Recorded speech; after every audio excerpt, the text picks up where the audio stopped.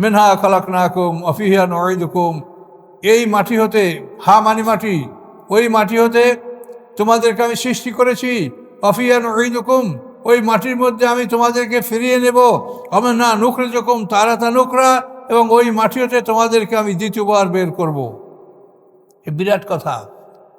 এই মাটির থেকে আমাদেরকে সৃষ্টি করা হয়েছে, অর্থাৎ আদম আলাইহিস সালামকে সৃষ্টি করার সময় সমগ্র পৃথিবীর পৃষ্ঠদেশ থেকে এক মুষ্টি মাটি নেওয়া হয়েছে, এবার আল্লাহ নিজ হাতে নিয়েছেন।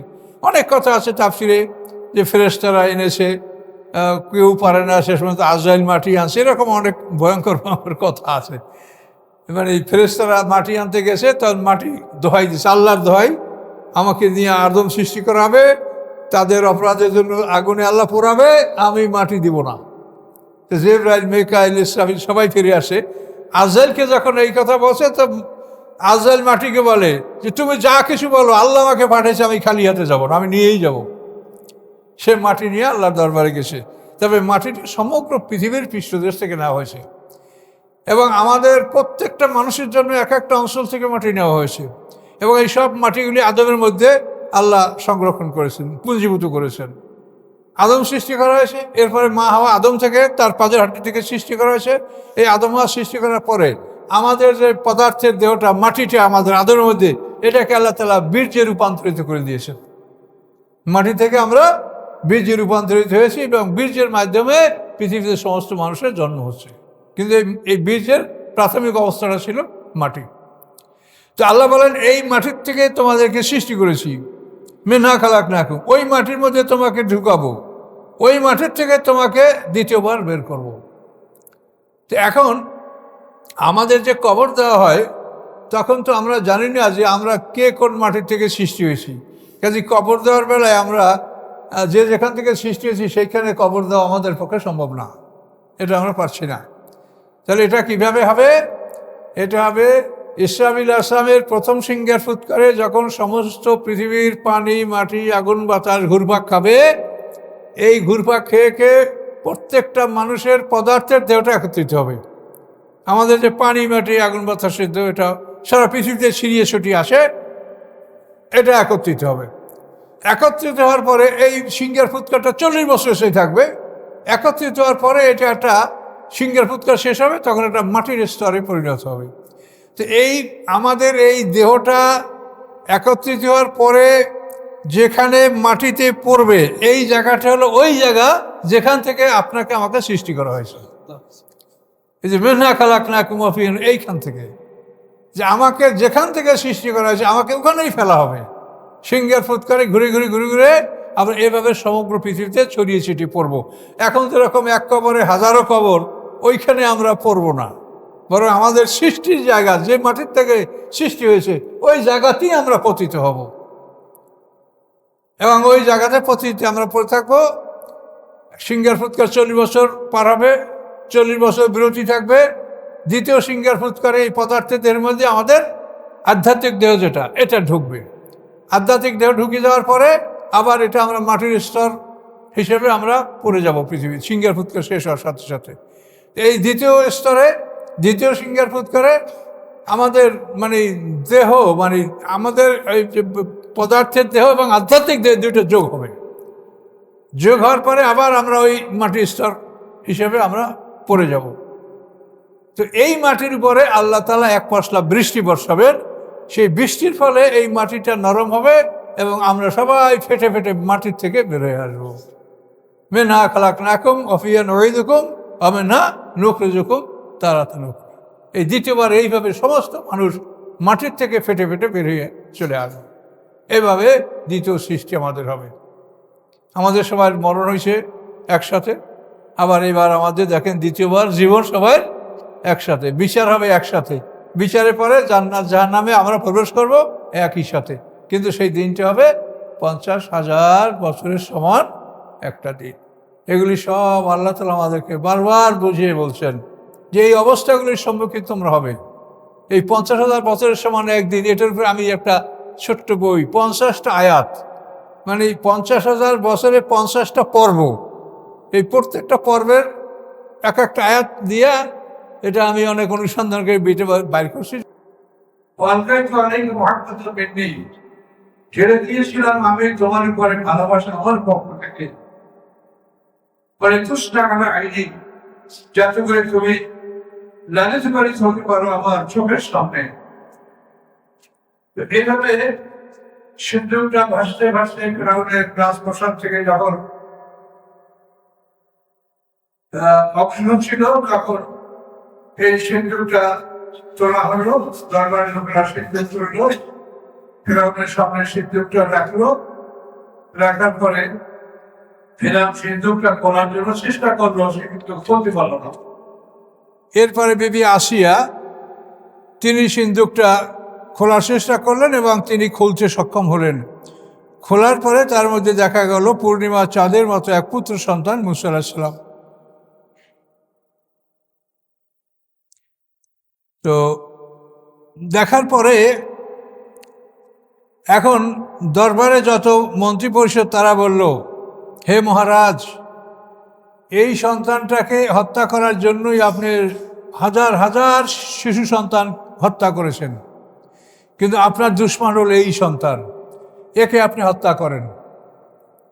এই হচ্ছে আপনার দুশমন, একেই খুঁজে বের করার জন্য, একে হত্যা করার জন্য আপনি হাজার হাজার বনী ইসরাঈলের পুত্র সন্তান হত্যা করেছেন, কাজে একে আপনি হত্যা করেন, এই আপনার সেই দুশমন। বিবি আসিয়া বললেন, হতে পারে না, না হবে না। তিনি বাধা দিলেন। এই জন্য আল্লাহ বলেন, অলে তুসনা আলা আইনি, যে তুমি আমার চোখের সামনে লালিত পালিত হবে। বিবি আসিয়া বললেন, লা তাকতুলুহু, তাকে হত্যা করো না। আসা আইয়ান ফায়ানা, সম্ভবত এই পুত্র সন্তান আমাদের উপকারে আসবে। আও নাত্তাকাদা ওয়ালাদা, অথবা আমরা তাকে পুত্র সন্তান হিসাবে, পুষ্যপুত্র হিসাবে গ্রহণ করব। বিবি আসিয়া এই কথা বললেন এবং তিনি আরও যুক্তি দিলেন যে তোমরা কিসের ভিত্তিতে বলছো যে এই সন্তান বনী ইসরাঈলদের? এই যে বিশাল নীলনদ, তার উৎপত্তি স্থল হচ্ছে ভিক্টোরিয়া হ্রদ। এই ভিক্টোরিয়া হ্রদ থেকে উৎপন্ন হয়ে এটা সুদানের মধ্যে এসে এখান থেকে দুইটা শাখায় বিভক্ত। এরপর এখান থেকে সেই আলেকজান্দ্রিয়া হলো তার মোহনা। কয়েকটা দেশ পার হয়ে এই নদী। কাজে এই সন্তানটা কোন দেশের তা তোমরা কি করে নিশ্চিত হতে পারো? বিবি আসিয়া যুক্তি দিলেন। অথবা তারা তার সামনে পরাজিত হলো যুক্তিতে এবং বিবি আসিয়া তাকে গ্রহণ করলেন এবং তিনি বললেন যে সে আমাদের উপকারে আসতে পারে, সে আমাদের উপকারে আসতে পারে। এর ব্যাখ্যা হলো যে ফিরাউনের একটা কন্যা সন্তান ছিল, এই সন্তানটার কুষ্ঠরোগ ছিল, ফিরাউনের পুত্র সন্তান ছিল না। এই কুষ্ঠরোগ কোনো চিকিৎসায় ভালো হয় না। অভিজ্ঞ ডাক্তাররা বলেছে যে বনী ইসরাঈলদের কোনো পুত্র সন্তানের মুখের লালা লাগালে এই রোগ ভালো হবে। এখন ওই বিবি আসে এই কথাটাই বললেন, আশা ইয়ান ফায়ানা, সম্ভবত এই সন্তান আমাদের উপকারে আসবে। এই উপকারের কথাটা হলো এইটা বিষয়টা। বিবি আসিয়া তাকে গ্রহণ করলেন। এরপরে ফিরআউনের সেই কন্যা মুসা আলাইহিস সালামকে কোলে করলেন এবং তার মুখের লালা শরীরে লাগার সাথে সাথে তার কুষ্ঠরোগ ভালো হতে লাগলো। কিন্তু এখন দুধ পান করার পালা। মুসা আলাইহিস সালামকে যত ধাত্রী মাতা দুধ খাওয়াতে চায়, কারো দুধ তিনি গ্রহণ করছেন না। এভাবে দিনের পর দিন পার হতে লাগলো। 8 দিন পর্যন্ত মুসা আলাইহিস সালাম কোনো ধাত্রী মাতার দুধ পান করেননি। শেষ পর্যন্ত তার প্রায় মৃত্যু অবস্থা, এখনই সে মরে যাবে এরকম অবস্থা হয়েছে। তো 8ম দিনে শেষ পর্যন্ত সিদ্ধান্ত হলো যে রাজদরবারে যত নারী ছিল সবাই চেষ্টা করছে, কারো দুধ পান করে না। তবে এখন এই রাজদরবার রাজপ্রাসাদের বাইরে বের হও, দেখো বাইরের কোনো নারী এমন পাওয়া যায় কিনা যে যার দুধ মুসা আলাইহিস সালাম পান করে। এই বাইরে যখন বের হলো তখন মুসা আলাইহিস সালামের বোন তাদেরকে বলতে সক্ষম হলেন, কুলসুম বা মারিয়াম, মুসা আলাইহিস সালামের বোন, যে বোন পিছন থেকে দেখতেছিল যে সিন্দুকটা ভেসে কোন পথে কোন দিকে যাচ্ছে। এই বোন তখন বললেন, ইস্তামশি উখতুকা, যখন চলতেছিল তোমার বোন, ফাতাকুল, এবং সে বলল, হাল আদুল্লুকুম আলা মা ইয়াকফুরু, আমি কি বলবো তোমাদেরকে এমন এক নারীর কথা যে এর লালন পালনের ভার গ্রহণ করতে পারবে? তখন সবাই বলল যে তুমি তাড়াতাড়ি বলো কে সে। তখন বলে যে ঠিক আছে, আমি সে এক ধাত্রীমাতাকে নিয়ে আসতেছি। তখন এই কুলসুম বা মরিয়াম তার নাম, তিনি মায়ের কাছে গেলেন। মায়ের কাছে গিয়া বললেন যে মা, তোমাকে ফেরাউনের দরবারে যেতে হবে। তিনি বললেন আমার ছেলে কোথায়? বলে ফেরাউনের দরবারে।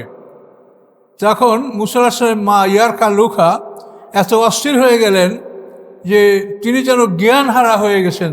তিনি যখন চিৎকার করে বলবেন যে এই সন্তানটা আমার, কিন্তু আল্লাহ বলেন আমি তার অন্তরকে বেঁধে রেখেছিলাম, আমি তাকে, তার হৃদয়টাকে আমি চেপে ধরেছিলাম যাতে সে এই কথা সে ব্যক্ত না করে। এভাবে মুসা আলাইহিস সালামের মাকে নিয়ে আসা হলো। মুসা আলাইহিস সালামের বোন পথ দেখে মাকে নিয়ে আসলো ফিরআউনের দরবারে। তো মুসা আলাইহিস সালামের মা যখন ওইখানে আসলে, তখন মুসা আলাইহিস সালাম ফেরাউনের হাতে ছিল। ফেরাউন তাকে নাচাচ্ছে, আদর করছে, সোহাগ করছে যাতে বাচ্চাটা কান্না বন্ধ করে। তো এই ফেরাউনের হাতে থাকা অবস্থায় মুসা আলাইহিস সালামের মা সেখানে হাজির হলেন। মুসা আলাইহিস সালামের মা হাজির হওয়ার সাথে সাথে মায়ের ঘ্রাণ পেয়ে মুসা আলাইহিস সালাম কান্না বন্ধ করে দিলেন। কি আশ্চর্য! তখন ফেরাউন বলল যে তাড়াতাড়ি ধরো, তুমি, তোমার কি ক্ষমতা, যে তোমার মধ্যে আল্লাহ কি দিয়েছে যে তোমাকে দেখার সাথে সাথে বাচ্চাটা কান্না বন্ধ করলো। মুসা আলাইহিস সালাম মায়ের মুখের দিক তাকাইয়া মায়ের দুধ পান করলেন। এমনভাবে মায়ের দুধ পান করলেন, তাফসীরে বলা আছে যে পেট ভরে এই পিছনের দিক থেকে পেট ভেসে উঠলো, এত দুধ পান করেছে। এই ঘটনার পরে ফেরাউন বলল যে তুমি আমার এখানে থাকবে, আমার এই সন্তান লালন পালন করবে। তখন মুসা আলাইহিস সালাম মা ইয়ারকা লুখা তিনি বললেন যে আমার আরও ছেলেমেয়ে আছে বাড়িতে, তাদেরকে কে দেখাশোনা করবে? তার চাইতে এই বাচ্চা আমার সাথে দিয়ে দেন, আমি তাকে লালন পালন করব এবং সপ্তাহে একদিন আপনাকে দেখিয়ে নেব যে আপনার ছেলে কেমন আছে। ফেরাউন তাতে রাজি হলো। এখন মুসা আলাইহিস সালাম মা সন্তানকে নিয়ে বাড়ি যাবেন। দরবারের যত উজির, যত দরবারের সভাসদ সবাই হাদিয়া উপঢৌকন, কেউ থাল, কেউ প্লেট, কেউ কলস, কেউ স্বর্ণের চুড়ি, কেউ চেইন ইত্যাদি অনেক ধন সম্পদ তাকে উপঢৌকন দেওয়া হলো। তো এইভাবে মুসা আলাইহিস সালামকে নিয়ে মা নিজ গৃহে চলে গেলেন এবং অগণিত ধনরত্ন তার সাথে আল্লাহ তাআলা পৌঁছে দিলেন। তো আল্লাহ তাআলা বলেন যে যে যেটা কোরআন পাকে আল্লাহ তাআলা বলেছেন যে অস্তানাতুকা লিনাফসি, হে মুসা, আল্লাহ নাফসি মানে আল্লাহ নিজের কথা বলছে, আমি আমার জন্য তোমাকে আমি বাছাই করেছি। অর্থাৎ আমার পরিচয় পেতে হলে, আমাকে জানতে হলে, তোমাকে যদি একটা লোক জানে, তোমার জীবন ইতিহাসটা যদি জানে, তো সে জানতে পারবে, সে বুঝতে পারবে যে আমি আল্লাহ আছি। এই জন্য আমার পরিচয়ের জন্য আমি তোমাকে বাছাই করেছি।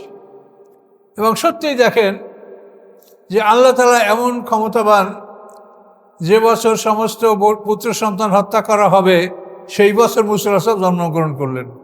ফেরাউন তাকে হত্যা করতে পারল না। মুসা আলাইহিস সালাম মায়ের কোলে চলে গেলেন, মায়ের দুধ খেলেন, মায়ের মানে লালন পালনের অধীনে সে থাকলেন। ওদিকে ফেরাউন তাকে বেতন দিল। দেখেন যে আল্লাহ তাআলা কি করতে পারে। আল্লাহ বলেন যে আমি যা ইচ্ছে তাই করতে পারি। প্রত্যেকটা প্রাণীর মস্তিষ্ক আমার মুঠের মধ্যে। মা মিন দাব্বাতিন ইল্লা ওয়া আখিযুম বিনাসিয়াতিহা, আল্লাহ বলেন এমন কোনো প্রাণী নাই, বরং তার মস্তিষ্ক এটা আমার মুঠের মধ্যে। আমি যাকে যা বলবো সে তাই করতে বাধ্য থাকবে। কাজে এর থেকে আমাদের শিক্ষণীয় বিষয় যে আল্লাহ কি না করতে পারেন। ফারাজানাকা ইলা উম্মিকা, আল্লাহ বলেন আমি ফিরিয়ে দিলাম তোমাকে হে মুসা তোমার মায়ের নিকটে। কায় তাকার আইনুহা, যাতে তার চক্ষু জুড়ায়, ওয়ালা তাহজান, এবং সে দুঃখ না করে। ও কাতালতা নাফসান, তুমি হত্যা করেছিলে একটা মানুষকে। ফানাজ্জাইনাকা মিনাল গাম্মে, আমি মুক্তি দিয়েছিলাম তোমাকে এই মহাবিপদ থেকে। ও ফাতান্নাকা ফুতুনা, এবং তোমাকে আমি পরীক্ষা করেছিলাম কঠিন পরীক্ষা। 25 বছর বয়সে মুসা আলাইহিস সালাম ফেরাউনের বাবুর্চি ফাতুন, এই ফেরাউনের বাবুর্চিকে তিনি হত্যা করেছিলেন। ঘটনাটা তুচ্ছ ঘটনা, মিশরের মেইন শহর থেকে বাইরে একটা অঞ্চল, সেটাও শহর, ছোট শহর। তো ওইখানে দ্বীপ্রহরে দুইটা লোক ঝগড়া করে। একটা লোক বনী ইসরাইল মুসার বংশধর, আর একটা লোক কিপ্তি আমালেক সম্প্রদায়। এই আমালেক সম্প্রদায়টা, এটার উৎপত্তি হলো এই আদের আর এক ভাই ছিল আমলিক। আদ এবনে আওজ এবনে এরাম এবনে সাম এবনে নূহ, এই নূহ আলাইহিস সালামের পঞ্চম পুরুষের জাতি হলো আদ জাতি। এই আদের আর এক ভাই ছিল আমলিক, এবং আদ এবনে আওজ, এই যে আওজ, এই আওজের পুত্র হলো আমলিক, এর থেকে আমালেক। এই আমালেক সম্প্রদায়রা ইরাক, সিরিয়া, মিশর এই অঞ্চলে বসবাস করে। মুসা আলাইহিস সালাম তো এদের বিরুদ্ধে যুদ্ধ করেছেন, তীর প্রান্তরে থেকে এদের বিরুদ্ধে যুদ্ধ করেছেন। চার জাতি খুব শক্তিশালী, ওই জন্য আমলিক হয়তো আদের ভাই, ওরা ওইরকম শক্তিশালী জাতি ছিল। তো আল্লাহ তো ওই বিশ্রামের সময় যখন শহরের মানুষ সাধারণত বিশ্রামে আসে, তখন এক বনী ইসরাইল আর এক আমালেক কিপ্তি ঝগড়া করে। কিপ্তি হলো ফেরাউনের বাবুর্চি। সে বলে, তুমি আমার এই জ্বালানি, এই কাঠের বোঝাটা আমার বাবুর্চিখানে পৌঁছে দাও। তো বনী ইসরাইল বলে যে আমার বিশেষ জরুরি আছে, কাজ আছে, আমি তোমার এই কাজ এখন করতে পারবো না। এখন ও বলে যে না, তোমাকে করতেই হবে, ও হলো ফেরাউনের বাবুর্চি, তোমাকে এটা নিতেই হবে। তখন ওই বনী ইসরাইল মুসা আলাইহিস সালামকে বলল যে দেখেন ভাই, আমার সময় নাই, ও আমাকে জোর করে আমার দ্বারা এই বোঝা বইতে বলছে। তখন মুসা আলাইহিস সালাম ফাতুনকে বললো, বাবুর্চিকে বলে, তুমি অন্য কাউকে বলো, একে বাদ দাও। তখন ওই ফাতুন বলে যে ও যদি না পাতে তুমি নাও, তুমি বোঝাটা বহন করো। এই বলার পর মুসা আলাইহিস সালাম ক্ষিপ্ত ওকে ঘুষি মেরেছে। কেন, মুসা আলাইহিস সালাম তো সে ফেরাউনের ছেলে হিসেবে পরিচিত ছিল, যে ফেরাউনের পুত্র, সে তো অত্যন্ত প্রভাবশালী ছিল। আল্লাহ তাআলা তাকে অত্যন্ত সম্মানের সহিত লালিত পালিত করেছেন। এই ঘুষি মারা পরে কিপ্তি মারা গেল। এই কথাটা, এই কিপ্তি মারার পরে মুসা আলাইহিস সালাম ওখান থেকে পালিয়ে মাদায়ান গেলেন, এবং বনী ইসরাইলের মুসা আলাইহিস সালামকে সতর্ক করার জন্য ফেরাউন পরিবারেরই এক ব্যক্তি মুসা আলাইহিস সালামকে সতর্ক করলো, ইনজাল মালা ইয়াতামিরুনা বেকা, যে রাজ পরিবারের লোকেরা ইয়াতামিরুনা বেকা, তোমার ব্যাপারে তারা পরামর্শ করছে, লিয়াকতুলুকা, যে তোমাকে তারা হত্যা করবে। ফাখরুজ, তুমি বের হয়ে যাও শহর থেকে, ইন্নী লাকা লামিনান নাসিহিন, আমি তোমার জন্য উপদেশ দাতা। এই কথা শুনে মুসা আলাইহিস সালাম ওখান থেকে সোজা পূর্ব দিকে শুআয়ব আলাইহিস সালামের দেশ মাদায়েন, এই মাদায়েনে তিনি চললেন, এবং 8 দিন সফর করার পরে তিনি মাদায়েনে উপস্থিত হয়েছিলেন। এখন দেখেন ধারাবাহিকভাবে আল্লাহ কি বলছেন। তো আল্লাহ বলেন, কাতালতা নাফসান, তুমি একটা মানুষকে হত্যা করেছিলে, ফানাজ্জাইনাকা মিনাল গাম্মে, আমি মুক্তি দিয়েছিলাম তোমাকে এই মহাবিপদ হতে, ফাতান্নাকা ফুতুনা, এবং তোমাকে আমি কঠিন পরীক্ষা করেছিলাম। ফালাবিসতা সিনিনা ফি আহলি মাদিয়ানা, অথবা তুমি বেশ কয়েক বছর মাদিয়ানবাসীদের মধ্যে ছিলে। অর্থাৎ শুআয়ব আলাইহিস সালামের মেয়ে বিয়া করে 10 বছর তিনি মাদায়ান ছিলেন। সুম্মা জি'তা আলা কাদারিন ইয়া মূসা, অথবা তুমি নির্ধারিত সময় আবার মিশরে ফিরে আসলে। শুআয়ব আলাইহিস সালামের বাড়িতে 10 বছর কাটানোর পরে মুসা আলাইহিস সালাম আবার মিশরে ফিরে আসলেন। তো সামনে আমরা ঘটনা পাচ্ছি, ওয়াস্তানাতু করে নাফসি, আল্লাহ বলেন আমি আমার জন্য তোমাকে বাছাই করেছি, মনোনীত করেছি, যে আমি আল্লাহ, আমার পরিচয়, আমি কি পারি, আমার কি ক্ষমতা, এটা বোঝার জন্য তোমার জীবনটা স্টাডি করলে সে বুঝতে পারবে। এদের বলেন আমি আমার জন্য তোমাকে বাছাই করেছি। এসব আনতা ওয়া আখুকা বায়াতি, যাও তুমি এবং তোমার ভাই আমার নিদর্শন সহ, ওয়ালা তানিয়া ফি যিকরি, কিন্তু আমার স্মরণ হতে কখনোই তুমি বিমুখ হবে না, অলসতা করবে না। ইযহাবা ইলা ফিরাউনা, তোমরা 2 ভাই চলো, মুসা আলাইহিস সালাম, হারুন আলাইহিস সালাম, ইযহাবা, তোমরা 2জন যাও ফেরাউনের নিকট, ইন্নাহু তাগা, নিশ্চয় সে বিদ্রোহী সার্কাস। ফাকুলা লাহু কাওলাল লাইয়িনা, উভয় তোমরা তার সাথে নরম নরম কথা বলো, লাআল্লাহু ইয়াতাযাক্কারু আও ইয়াখশা, সম্ভবত সে উপদেশ গ্রহণ করবে অথবা ভয় করবে। এখানে অনেক কথা উজ্জ্ব আছে, যে ওখানে শুআয়ব আলাইহিস সালাম বাইরে থেকে মুসা আলাইহিস সালাম যখন রওনা করলেন মিশর দিকে, মাদায়ানটা হলো রোহিত সাগরের তীরবর্তী এলাকা, পূর্বাঞ্চল, আর মিশরটির ওখান থেকে এদিকে পশ্চিমে। তো রওনা করার সময় স্ত্রীর সাথে ছিল একপাল বকরি ছিল, আরও অনেক মাল আসবাব ছিল। প্রতিমধ্যে স্ত্রীর প্রসব বেদনা শুরু হয়ে গেল এবং হঠাৎ করে আকাশে ঝড় বৃষ্টি শুরু হয়ে গেল, প্রচণ্ড শীত শুরু হয়ে গেল। মুসা আসলাম পথ হারিয়ে ফেললেন, তার সাথে একবার বকরি ছিল, সবই হারিয়ে গেল। অস্থির হয়ে গেছেন যে কী করবেন, কিছুই তিনি করতে পারছেন না। ইতিমধ্যে তিনি ডান দিকে তুর পাহাড়ে একটা আলো দেখতে পাইলেন। তখন স্ত্রীকে বললেন যে তুমি এখানে থামো, আমি আলোর থেকে তোমার জন্য একটা জ্বলন্ত অগ্নি কুণ্ডল, একটা মানে জ্বলন্ত একটা কয়লা অথবা জ্বলন্ত একটা কাঠ নিয়ে আসবো, যাতে তুমি আগুন পোহাতে পারো। এইবারে মুসা আলাহিসাল্লাম সেই আগুনের কাছে গেলেন, সেখানে আল্লাহ অবস্থান করতেছিলেন। সেখানে মুসা আলাহিসাল্লামকে আল্লাহ ডাক দিলেন। প্রথমে বললেন তুমি এই জুতা খোলো, তারপর তাকে ডাক দিয়া বললেন যে তোমার হাতে কি, লাঠি, এবং লাঠি ফেলে দাও। ফেলে দেওয়ার সাথে সাথে লাঠির সাপে পরিণত হলো। এরপর বললেন যে তোমার ডান হাত বাম হাতের বগলে প্রবেশ করা এবং বের করো। অতি শুভ্র সূর্যের আলোর মতো প্রচণ্ড আলো বেরিয়ে আসবে, তোমার হাতের কোনো ক্ষতি হবে না। আর আরও যদি প্রয়োজন না হয় তার দ্বিতীয়বার হাত ঢুকালে তোমার হাত স্বাভাবিক হয়ে যাবে। এই দুইটা মুজিজা সহ মুসা আলাইহিস সালামকে আল্লাহ ওখান থেকে মিশরের দিকে পাঠালেন এবং মুসা আলাইহিস সালামের দোয়ায় আল্লাহ হারুন আলাইহিস সালামকে নবুয়ত দান করলেন।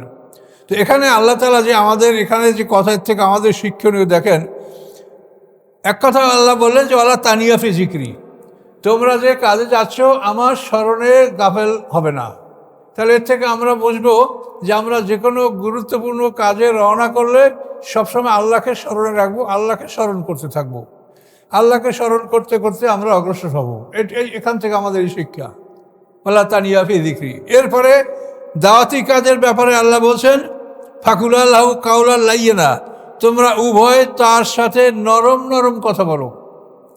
ফেরাউনের সাথে তোমরা খুব নরম নরম কথা বলো, সম্ভবত সে উপদেশ গ্রহণ করবে অথবা ভীত হবে। মুসা আলাইহিস সালাম ফেরাউনকে খুব নম্রতা সহকারে ধীরে ধীরে তাকে কথাগুলো বুঝায় বলতে লাগলেন যে তুমি যদি আমার এই দাওয়াত কবুল করো, এই কালেমা যদি তুমি গ্রহণ করো, তো তুমি মিশরের রাজা আসো, তুমি রাজাই থাকবে, মরণ পর্যন্ত তোমার এই রাজ্য তোমার থেকে কেউ নেবে না। আর মরার পরে তুমি অনন্ত জীবন পাবে এবং সেখানে জান্নাতের যত নেয়ামত এগুলি তুমি সব পাবে। কাজেই তোমার ক্ষতি কি? তুমি তো এমন নয় যে তুমি ইসলাম গ্রহণ করলে তোমার রাজত্ব যাবে, এই রাজত্ব তোমার থাকবে মরণ পর্যন্ত। তখন ফিরআউন চিন্তা করলো যে এটা তো ভালো, যদি আমি আমার রাজত্ব এখানেও থাকে আর পরকালেও যদি আমি এরকম বিশাল সাম্রাজ্যের মালিক হই, এ তো ভালো, এটা তো অসুবিধা কিছু না। তবে একটা বিষয় হলো যে আমি কোনো কাজ আমার উজির হারুনের সাথে হামানের সাথে পরামর্শ না করে আমি কোনো কাজ করি না। তা আমি একটু হামানের কাছে জিজ্ঞাসা করিনি। তো ফেরাউনের উজিরের নাম হামান, কিন্তু কোরআনে তার নাম আছে। এই হামানকে ফেরাউন জিজ্ঞাসা করলো যে এইভাবে মুসা আলাইহিস সালাম হারুন আলাইহিস সালাম বলছে যে আমি যদি ঈমান গ্রহণ করি তা আমার রাজত্বও থাকবে এবং পরকালেও আমি রাজত্ব পাবো, এখন এটা আমি গ্রহণ করবো কিনা। তো হামান বলে যে দেখেন, জ্ঞান বুদ্ধি আপনারও আছে, আপনাকে আমি কি বলবো, সবাই আপনাকে রব বলে, এখন এই রবগুলি ছেড়ে দিয়ে আপনি যদি নিজে গোলাম হতে চান সেটা আপনার ব্যাপার। এই কথা বলার পরে ফেরাউন ক্ষিপ্ত, আমি তো রব, তাহলে আমি আবার কার গোলাম হব, কপাল পুড়ল। এই বন্ধুর কারণে কিন্তু বহু মানুষ ধ্বংস হয়েছে। উকবা বিন আবি মুঈত আল্লাহ রসুলকে গ্রহণ করেছিল, কিন্তু তার বন্ধুর কারণে সে ধ্বংস হয়েছে। কোরআনে তার স্পষ্ট ঘটনা আছে। উকবা বিন আবি মুঈত বিচারের দিনে সে হাত মুখে দিয়া মারির দাঁত দিয়া আঙ্গুল চিবাবে, হায় রে হায়, আমি কেন এটা করলাম, আমি তো আল্লাহ রসুলকে গ্রহণই করেছিলাম, আমি তো কলমাটা পড়েছিলাম, কিন্তু আমার এই অমুক বন্ধু আমাকে ধ্বংস করেছে। এই জন্য আপনাদের বন্ধুরা কি বলে সেটা আপনাকে শুনতে হবে, বুঝে শুনে বন্ধু গ্রহণ করতে হবে।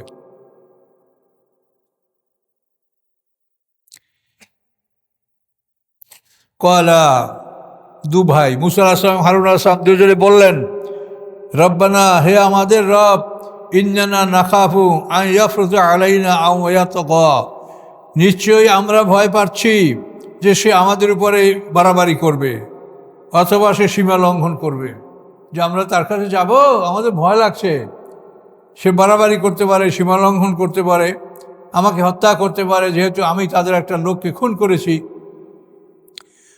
আল্লাহ বলেন লা তাখাফা, তোমরা উভয় ভয় করো না।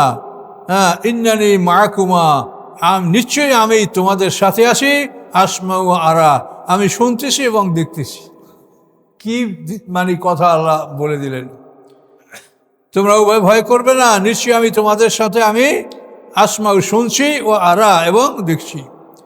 ফাতিয়াহু, অথবা তারা উভয় ফেরাউনের কাছে আসলো। ফাকুলা, তারা উভয় বলল, ইন্না রাসুলা রব্বিকা, নিশ্চয়ই আমরা দুজন তোমার রবের রাসুল, রবের পিয়ন, রবের দূত। ফারসেল মায়ানা বনী ইসরাইল, আমাদের সাথে বনী ইসরাইলদেরকে ছেড়ে দাও, তাদেরকে যেতে দাও। বনী ইসরাইলকে তারা গোলাম বানিয়ে রেখেছে মিশরে। ইসুফ আলাইহিস সালামের বংশধর ইসুফ আলাইহিস সালাম যখন মিশরের রাজা ছিলেন, তখন এই বনী ইসরাইলদেরকে তিনি সব মিশরে ডেকে নিয়েছিলেন। সেখান থেকে এখন এই মিশরে বনী ইসরাইলদের সংখ্যা ছিল 6,70,000। এদেরকে ফেরাউন গোলাম বানিয়ে রেখেছিল।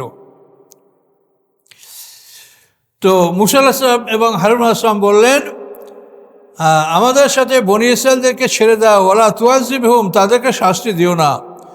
কদ জিনাকা বিআয়াতিন মির রাব্বিকা, নিশ্চয়ই আমরা নিয়ে এসেছি তোমার রবের পক্ষ থেকে নিদর্শন।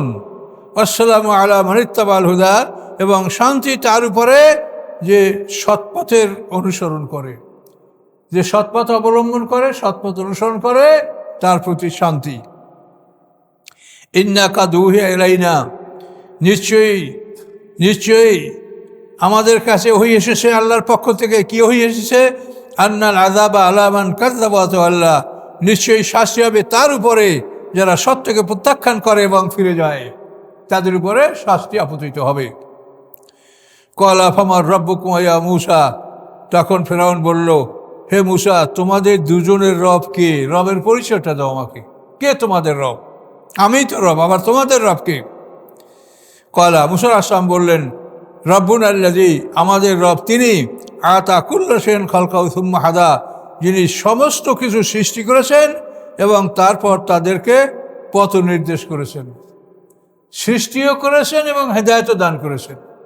চন্দ্র সূর্য সৃষ্টি করে বলছেন যে তোমরা এইভাবে চলাচল করবে, 6 মাস এইদিকে 6 মাস ওইদিকে। চন্দ্র সূর্য সৃষ্টি করে আল্লাহ যে আদেশ করে চলছে।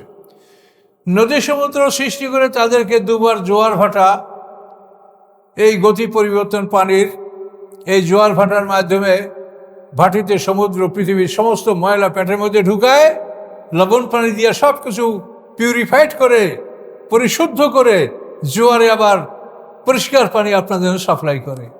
সমুদ্র 2 বার এই কাজ করছে। এই কাজ যদি সমুদ্র না করত, সমুদ্রের পানি যদি লবণে ভরা না থাকতো, তো পৃথিবী সব ময়লা আবর্জনা সব পানি দূষিত হয়ে যেত, কোনো পানি গ্রহণ করার মতো থাকতো না।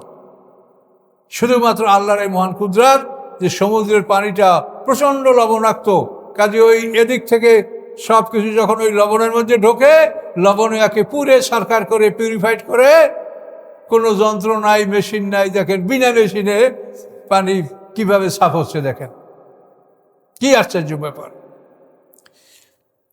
আল্লাহ বলেন প্রত্যেকটা প্রাণীকে হেদায়েত দান করেছে। গরুকে বানানো হয়েছে এমনভাবে যে তার কাঁধে জোয়ালটা লটকানো যায়, কি এভাবে গরুকে আল্লাহ সৃষ্টি করছেন। ওকে ও লাঙ্গল বইবে, জোয়াল ওর কাঁধে থাকবে। মানুষ সৃষ্টি করেছে এমনভাবে যে সে সোজায় দাঁড়াতে পারে, রুকু দিতে পারে, সেজদা দিতে পারে, তাসাহুদে বসতে পারে। মানুষের মতো এইরকম কোনো প্রাণী পারে? তো এই যে মানুষকে ইবাদতের জন্য সৃষ্টি করেছে, এটা তো মানুষের প্রকৃতি, মানুষের সৃষ্টিটাই এটা প্রমাণ করে যে এই মানুষটাকে ইবাদত করে আল্লাহ বানিয়েছেন। গরু সেজদা করতে পারবে কোনোদিন? গরু, কোনো প্রাণী সেজদা করার মতো এরকম সুযোগ আছে মানুষ ছাড়া? তা আল্লাহ বলেন, মূসা আলাইহিস সালাম বললেন যে আমার রব হলেন তিনি সমস্ত কিছু সৃষ্টি করেছেন, তারপর তাদেরকে পথ নির্দেশ দিয়েছেন যে কিভাবে তাকে চলতে হবে, কি কাজ করতে হবে, কি কাজের জন্য তাকে বানানো হয়েছে, এটা আল্লাহ তাআলা প্রত্যেকটা সৃষ্টিকে এটা বলে দিয়েছেন যে এই কাজের জন্য তুমি, এবং সেই কাজ সে করে। আর মানুষকেও বলেছিলেন যে আমি তোমাদেরকে আমার ইবাদতের জন্য সৃষ্টি করেছি, মানুষ সেটা মানল না। সে নিজের বুদ্ধি আর শয়তানের পরামর্শে আল্লাহর সাথে বিদ্রোহ করল। কঠিন পরিণাম। কলা ফামা বালুল কুরুনিল উলা। তখন ফেরাউন জিজ্ঞাসা করলো যে পূর্ববর্তী জাতিগুলির অবস্থা কি? এই যে আমার আগে অনেক জাতি চলে গেছে, তাদের কি খবর? তারা কোথায় আসে, কি অবস্থা আছে? এটা মুসা আলাইহিস সালামকে প্রশ্ন করলো ফেরাউন। কয়লা মুসা আলাইহিস সালাম বললেন, ইলমু ইনদা রব্বি, তাদের সম্পর্কে জ্ঞান আমার রবের কাছে। ফি কেতাবেন, এবং সেটা এমন একটা কেতাবে তিনি সংরক্ষণ করেছেন, লা ইয়াদিল্লু রব্বি আলা ইয়ানসা, যেটা আমার রব হারিয়ে ফেলবেন না এবং তিনি ভুলেও যাবেন না। পূর্ববর্তীদের ইতিহাস, তাদের রেকর্ড, তাদের কর্ম এমনভাবে তিনি একটা কেতাবে সংরক্ষণ করেছেন, সে কেতাবটা হারিয়ে যাবে না। আর আল্লাহ তাআলা এগুলো ভুলেও যাবেন না। আপনাদের খাতা হারিয়ে যায়, এই খাতা নাই, এই অমুক নাই, সমুক নাই, হ্যাঁ, তাফসির কমিটির ক্যাশ বই নাই, হারাই গেছে কি? তো আল্লাহ বলেন যে তিনি এমন বইতে এই আমলগুলি অতীত যারা চলে গেছে পৃথিবীতে এমনভাবে সংরক্ষণ করেছেন যে সেই বইটা কোনোভাবে হারানোর কোনো সুযোগ নাই। ইল্লিন এবং সিজিনে সংরক্ষিত কঠিন জায়গা, কঠিন পাহারারত জায়গায়, এবং আল্লাহ সেটা ভুলবেন না। আল্লাহ সব স্মরণেও রেখেছেন, আবার লিখিতভাবে বই পুস্তক হিসেবেও সেটা রেকর্ড করেছেন, দুটাই। আল্লাযী জাআলা লাকুমুল আরদা মাহদা, তিনি সেই আল্লাহ, ওই আল্লাহর পরিচয় দিচ্ছেন মুসা আলাইহিস সালাম। জাআলা লাকুমুল আরদা মাহদা, যিনি করেছেন তোমাদের জন্য এই পৃথিবীকে বিছনা। এই পৃথিবীটা আমাদের বিছান। এই পৃথিবীতে মাটির উপরে শুয়েও খুব আরামে ঘুমানো যায়। পৃথিবীর অধিকাংশ জীব এই মাটির উপরেই তারা ঘুমায়, আরাম করে। যত জীবজন্তু, একমাত্র মানুষ আমরা আরাম আয়েসে খাট, পালং, গদি, তোষক ইত্যাদি, কিন্তু অধিকাংশ প্রাণী এই মাটির উপরে সুন্দর আরাম করে ঘুমায়। দেখেন আমাদের গৃহপালিত পশু, গরু, ছাগল, ভেড়া কত সুন্দর মাটির উপরে আরামে ঘুমাই থাকে, কোনো রকম তাদের ডিস্টার্ব হয় না। তো আমাদের রব হোসেন তিনি, যিনি তোমাদের জন্য এই পৃথিবীকে বিছনা স্বরূপ সৃষ্টি করেছেন, বা সালাকা লাকুম ফিহা সুবুলা, এবং চালু করেছেন ওই পৃথিবীর মধ্যে রাস্তা। এই রাস্তার ব্যবস্থা তিনি করেছেন। সারা পৃথিবীতে পথ, জমিনে, আকাশে, নদীতে, সব জায়গায় তিনি পথ সৃষ্টি করেছেন। আকাশে পথ আছে, কোন পথে বিমান চলবে, কোনখানে বায়ুর একটা চাপ এমনভাবে আসে যাতে বিমানটাকে শূন্যে ধরে রাখতে পারে। এভাবে দেখে দেখে সেই অঞ্চল থেকেই বিমানগুলি চলে। এই জন্য দেখবেন সব বিমানগুলি একই পথে চলাচল করে। ওটা রাস্তা করা, ওটা তার কারণ বিমান যদি চলার পথে যদি এমন অঞ্চলে চলে যায় যেখানে বায়ুর ঘনত্ব কম, হালকা বায়ু, তখন ওই বিমানটাকে শূন্যে ধরে রাখতে পারবে না, তখন বিমানটা দুম করে অনেকটা নিচে নেমে যাবে। এটাকে বলে এয়ার ক্যাট। বিমান যদি এমন কোনো অঞ্চলে যায় যে যেখানের বাতাসটা হালকা, এই বাতাসে প্রোপেলার যে পরিমাণে বাতাস চায় সেজন্য বিমানটা নিচে নেমে যাচ্ছে। এই নেমে গেলে এই জন্য বিমান সাধারণত 40,000 ফিট উপর থেকে চলে। যদি নামে 100, 200, 300 ফুট, তাতে ক্ষতি হবে না, তারপরও সে অনেক উপরে আছে। এখানে এয়ার ক্যাট বলে। এই সময় যাত্রীরা ধাক্কা খায়। এই সময় এয়ার ক্যাট হতে গেলে ওই দেখবেন যে আলো জ্বলে ফ্যাশন সিট বেল্ট, যে তোমরা সবাই সিট বেল্ট পরে শক্ত হয়ে বসো। তো এই জন্য আকাশে চলার পথ আছে। নদীতে আপনি কোথায় চলবেন, আলো জ্বালানো আছে, এখান থেকে এখানে, এখান থেকে এইভাবে আপনি যদি নিজের ইচ্ছে চলেন তো আপনার জাহাজ চারে উঠে যাবে। আবার স্থলভাগও আল্লাহ তাআলা এইভাবে রাস্তা করে রেখেছেন। এই রাস্তাগুলি সম্পর্কে আল্লাহ বলছেন যে তিনি তোমাদের জন্য পৃথিবীকে বিছনা বানিয়েছেন এবং ওই পৃথিবীর মধ্যে তোমাদের জন্য রাস্তা তৈরি করেছেন। ও আনজালাম নেসমে মা, এবং তিনি আকাশ থেকে পানি বর্ষণ করেন। ফাখরাজ নাবি আজওয়াজামিন নাবাতের সত্তা, এবং ওই পানির সাহায্যে আমি বিভিন্ন সৃষ্টির জোড়া আমি সৃষ্টি করি। বিভিন্ন প্রজাতির জোড়া, ফলের জোড়া, ফুলের জোড়া, প্রাণীর জোড়া, সব কিছু জোড়া জোড়া আমি পৃথিবীতে সৃষ্টি করি। শুধু আল্লাহ বেজোড়, তার সমস্ত সৃষ্টি জোড়া জোড়া। আকাশ পৃথিবী এক জোড়া, রাসূল এক জোড়া, আসমানের রসুল জিবরিল আমিন, জমিনের রসুল মুহাম্মদ সাল্লাল্লাহু আলাইহি ওয়াসাল্লাম। রাস্তা এক জোড়া, সিরাতাল মুস্তাকিম সিরাতাদ দাল্লিন, জান্নাত জাহান্নাম এক জোড়া, সব কিছু জোড়া জোড়া। দেহের প্রত্যেকটা অঙ্গ জোড়া, এক জোড়া ফুসফুস, এক জোড়া কিডনি, এইভাবে সব দেহের এক জোড়া নাক, এক জোড়া চোখ, এক জোড়া কান, এক জোড়া হাত, এক জোড়া পা, মানে সব কিছু জোড়া জোড়া। শুধু আল্লাহ কুল হুয়াল্লাহু আহাদ, তিনি এক, তিনি শুধু বেজোড়, আর সমস্ত সৃষ্টি তার জোড়া জোড়া। তাই আল্লাহ বলেন যে বৃষ্টির পানির সাহায্যেই আল্লাহ তাআলার সমস্ত সৃষ্টিগুলি আল্লাহ তিনি অস্তিত্বে নিয়ে আসেন। এই বৃষ্টির পানি থেকেই সব কিছুর অস্তিত্ব। আল্লাহ বলেন কুলু, তোমরা খাও, ওয়ারাউ আনামাকুম, তোমাদের পশুগুলিও তোমরা চড়াও, তোমরা খাও এবং পশুপালন করো, পশুকে খাইতে দাও। ইন্না ফি যালিকা লাআয়াতিন লিউলিন নুহা, নিশ্চয়ের মধ্যে রয়েছে নিদর্শনসমূহ জ্ঞানীদের জন্য। জ্ঞানীরা এগুলো চিন্তা ভাবনা করে যে আল্লাহর কুদরত, কিভাবে আল্লাহর কুদরত দ্বারা আল্লাহ তাআলা এই বৃষ্টির মাধ্যমে সমস্ত সৃষ্টিকে তিনি নিয়ন্ত্রণ করেন। এখন আপনি পাহাড়ি অঞ্চল দেখবেন যে পাহাড়গুলো তামার মতো, কোনো একটা গাছপালা নাই, কিন্তু যখনই বৈশাখ মাস আসবে বৃষ্টি, সাথে সাথে 2-1 মাসের মধ্যে আপনি পাহাড়ই দেখতে পাবেন না, মনে হয় সব জঙ্গল। কীভাবে আল্লাহ সৃষ্টি করেন! এবং এই বৃষ্টি আল্লাহ তাআলা এমন কুদরতে তার এই বৃষ্টিটা পড়ে যে বৃষ্টি প্রথম অল্প অল্প করে পড়ে, এবং এই বৃষ্টির ফলে প্রথম ছোট ছোট উদ্ভিদগুলি জন্মায়, ঘাস পাতা, মানে ছোট ছোট এইগুলি জন্মে। কেন? এগুলি মাটিকে প্রোটেকশন দেয়। যদি বর্ষাকালের প্রবল বর্ষার আগে যদি জমিনে, মাঠে ঘাটে, বাগানে যদি এই গাছপালাগুলি সৃষ্টি না হয়, তো বৃষ্টির পানিতে সব মাটি কাটিয়া আপনার মানে অনেক ক্ষতি হয়ে যাবে, আপনার জমিন নষ্ট হয়ে যাবে, অনেক জমিনের মানে টপ সয়েল এদিক সেদিক চলে যাবে। এই জন্য আল্লাহ তাআলা মানে প্রবল বৃষ্টি শুরু হওয়ার আগে বর্ষাকালের প্রথম দিক দিয়ে এই ছোট ছোট ঘাস গাছপালা এগুলি জমিনে ওই একা জমিটা ছেয়ে যায়। তারপরে প্রবল বর্ষা হওয়ার কারণে মাটির ক্ষতি হয় না। কি কুদরতের সাথে আল্লাহ তাআলা এই বৃষ্টি বর্ষার। জলীয় বাষ্প আকাশে থাকে, একটা ঠান্ডা বাতাস স্পর্শ করলেই ওইটা পানির আকার ধারণ করে, টনকে টন পানি সেটা জলীয় বাষ্পের মতো, ধোঁয়ার মতো আকাশে উঠতে থাকে। কিন্তু যখন আল্লাহ মনে করবেন যেটা আমি বৃষ্টি করে দেব, কেন ঠান্ডা বাতাস তাকে স্পর্শ করে, সাথে সাথে পানি, তখন পানি ঝরঝর করে এটা জমিনে পড়তে থাকে। তো আল্লাহ তাআলা বলেন যে এভাবে আমি বৃষ্টির মাধ্যমে আমি সমস্ত সৃষ্টিকে সংরক্ষণ করি, তাদেরকে লালন পালন আমি করি, এবং এর মধ্যে জ্ঞানীদের জন্য রয়েছে নিদর্শন। মিনহা খালাকনাকুম ওয়া ফিহা নুঈদুকুম, এই মাটি হতে, হা মানে মাটি, ওই মাটি হতে তোমাদেরকে আমি সৃষ্টি করেছি। ওয়া ফিহা নুঈদুকুম, ওই মাটির মধ্যে আমি তোমাদেরকে ফিরিয়ে নেব। ওয়া মিনহা নুখরিজুকুম তারাতান নুকরা, এবং ওই মাটি হতে তোমাদেরকে আমি দ্বিতীয়বার বের করব। এ বিরাট কথা। এই মাটির থেকে আমাদেরকে সৃষ্টি করা হয়েছে, অর্থাৎ আদম আলাইহিস সালামকে সৃষ্টি করার সময় সমগ্র পৃথিবীর পৃষ্ঠদেশ থেকে এক মুষ্টি মাটি নেওয়া হয়েছে, এবং আল্লাহ নিজ হাতে নিয়েছেন।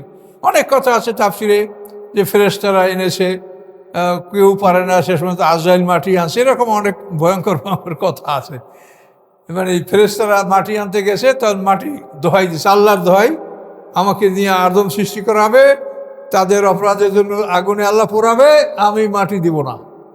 জিবরাইল, মিকাইল, ইসরাফিল সবাই ফিরে আসে। আজরাইলকে যখন এই কথা বলছে, তো আজরাইল মাটিকে বলে যে তুমি যা কিছু বলো, আল্লাহ আমাকে পাঠিয়েছে, আমি খালি হাতে যাব না, আমি নিয়েই যাব। সে মাটি নিয়ে আল্লাহর দরবারে গেছে। তবে মাটিটি সমগ্র পৃথিবীর পৃষ্ঠদেশ থেকে নেওয়া হয়েছে, এবং আমাদের প্রত্যেকটা মানুষের জন্য এক একটা অঞ্চল থেকে মাটি নেওয়া হয়েছে, এবং এই সব মাটিগুলি আদমের মধ্যে আল্লাহ সংরক্ষণ করেছেন, পুঞ্জীভূত করেছেন। আদম সৃষ্টি করা হয়েছে, এরপরে মা হাওয়া আদম থেকে, তার পাঁজের হাড্ডি থেকে সৃষ্টি করা হয়েছে। এই আদম হাওয়া সৃষ্টি করার পরে আমাদের যে পদার্থের দেহটা, মাটিটা আমাদের আদমের মধ্যে, এটাকে আল্লাহ তাআলা বীর্যে রূপান্তরিত করে দিয়েছেন। মাটি থেকে আমরা বীর্যে রূপান্তরিত হয়েছি, এবং বীর্যের মাধ্যমে পৃথিবীতে সমস্ত মানুষের জন্ম হচ্ছে। কিন্তু এই বীর্যের প্রাথমিক অবস্থাটা ছিল মাটি। তো আল্লাহ বলেন এই মাটির থেকে তোমাদেরকে সৃষ্টি করেছি। মিনহা খালাকনাকুম, ওই মাটির মধ্যে তোমাকে ঢুকাবো, ওই মাটির থেকে তোমাকে দ্বিতীয়বার বের করব। তো এখন আমাদের যে কবর দেওয়া হয়, তখন তো আমরা জানি না যে আমরা কে কোন মাটির থেকে সৃষ্টি হয়েছি। কাজে কবর দেওয়ার বেলায় আমরা যে যেখান থেকে সৃষ্টি হয়েছি সেইখানে কবর দেওয়া আমাদের পক্ষে সম্ভব না, এটা আমরা পারছি না। তাহলে এটা কিভাবে হবে? এটা হবে ইসরাফিল আসলামের প্রথম সিংহার ফুৎকারে যখন সমস্ত পৃথিবীর পানি, মাটি, আগুন, বাতাস ঘুরপাক খাবে, এই ঘুরপাক খেয়ে খেয়ে প্রত্যেকটা মানুষের পদার্থের দেহটা একত্রিত হবে। আমাদের যে পানি, মাটি, আগুন, বাতাসের দেহ, এটা সারা পৃথিবীতে ছিড়িয়ে ছড়িয়ে আসে, এটা একত্রিত হবে। একত্রিত হওয়ার পরে এই সিংহার ফুৎকারটা 40 বছর সেই থাকবে। একত্রিত হওয়ার পরে এটা একটা সিংহার ফুৎকার শেষ হবে, তখন একটা মাটির স্তরে পরিণত হবে। তো এই আমাদের এই দেহটা একত্রিত হওয়ার পরে যেখানে মাটিতে পড়বে, এই জায়গাটা হলো ওই জায়গা যেখান থেকে আপনাকে আমাকে সৃষ্টি করা হয়েছে। এই যে মিনহা খালাকনাকুম ওয়া ফিহা, এইখান থেকে, যে আমাকে যেখান থেকে সৃষ্টি করা হয়েছে আমাকে ওখানেই ফেলা হবে। সিংহার ফুৎকারে ঘুরে ঘুরে ঘুরে ঘুরে আমরা এভাবে সমগ্র পৃথিবীতে ছড়িয়ে ছিটিয়ে পড়বো। এখন যেরকম এক কবরে হাজারো কবর, ওইখানে আমরা পড়বো না, বরং আমাদের সৃষ্টির জায়গা, যে মাটির থেকে সৃষ্টি হয়েছে, ওই জায়গাতেই আমরা পতিত হব এবং ওই জায়গাতে পতিত আমরা পড়ে থাকবো। সিংহার ফুৎকার 40 বছর পার হবে, 40 বছর বিরতি থাকবে। দ্বিতীয় সিংহার ফুৎকারে এই পদার্থের মধ্যে আমাদের আধ্যাত্মিক দেহ যেটা, এটা ঢুকবে। আধ্যাত্মিক দেহ ঢুকে যাওয়ার পরে আবার এটা আমরা মাটির স্তর হিসেবে আমরা পড়ে যাব পৃথিবী, সিংহার ফুৎকার শেষ হওয়ার সাথে সাথে। এই দ্বিতীয় স্তরে, দ্বিতীয় সিংহার ফুৎকারে আমাদের মানে দেহ, মানে আমাদের এই যে পদার্থের দেহ এবং আধ্যাত্মিক দেহ দুটো যোগ হবে। যোগ হওয়ার পরে আবার আমরা ওই মাটির স্তর হিসেবে আমরা পড়ে যাব। তো এই মাটির উপরে আল্লাহ তাআলা এক পশলা বৃষ্টি বর্ষাবেন। সেই বৃষ্টির ফলে এই মাটিটা নরম হবে এবং আমরা সবাই ফেটে ফেটে মাটির থেকে বেরোয় আসবো। মিনহা খালাকনাকুম ওয়া ফিহা নুঈদুকুম ওয়া মিনহা নুখরিজুকুম তারাতান উখরা। এই দ্বিতীয়বার এইভাবে সমস্ত মানুষ মাটির থেকে ফেটে ফেটে বেরিয়ে চলে আসবে। এভাবে দ্বিতীয় সৃষ্টি আমাদের হবে। আমাদের সবার মরণ হয়েছে একসাথে, আবার এবার আমাদের দেখেন দ্বিতীয়বার জীবন সবাই একসাথে, বিচার হবে একসাথে। বিচারের পরে জান্নাত জাহান্নামে আমরা প্রবেশ করব একই সাথে, কিন্তু সেই দিনটা হবে 50,000 বছরের সমান একটা দিন। এগুলি সব আল্লাহ তাআলা আমাদেরকে বারবার বুঝিয়ে বলছেন যে এই অবস্থাগুলির সম্মুখীন তোমরা হবে। এই 50,000 বছরের সমান একদিন, এটার উপরে আমি একটা ছোট্ট বই, 50টা আয়াত, মানে 50,000 বছরে 50টা পর্ব, এই প্রত্যেকটা পর্বের এক একটা আয়াত দিয়া এটা আমি অনেক অনুসন্ধান করে বেটে বাইর করছি। এটা পড়লে আপনি বিচারের মাঠটা আপনি ভালো করে বুঝতে পারবেন যে বিচারের মাঠে এভাবে 50টা পর্ব হবে। সর্বশেষ পর্ব হলো সূরা জুমারের পর্ব, যে মোমেনদেরকে আল্লাহ তাআলা দলে দলে জান্নাত নিয়ে যাবে আর কাফেরদেরকে আল্লাহ দলে দলে জাহান্নামে দিয়ে, এইটা হলো শেষ পর্ব। এর আগে 49টা পর্ব আছে। এটা আপনি ইচ্ছা করলে এই বইটা আপনি সংগ্রহ করতে পারেন, করে এটা লাভ হবে আপনার। তার কারণে এই বইটা আমি লিখছি অনেকের অনুরোধে। তার হুজুর 50,000 বছর সমান দিনে 50টা পর্ব, কী কী পর্ব তো আমি বুঝি না। তো আমিও এটা বুঝতাম না। আমি অনেক চিন্তা গবেষণার পরে ইনশাল্লাহ এটা আমি পেয়েছি কোরআন, যে এই আয়াতগুলি 50টা আয়াত ওই বইয়ের মধ্যে আসে। তো এরকম তো থাকলো মিনহা খালাকনাকুম ওয়া ফিহা নুঈদুকুম 55, মিনহা খালাকনাকুম এই আয়াত পর্যন্ত।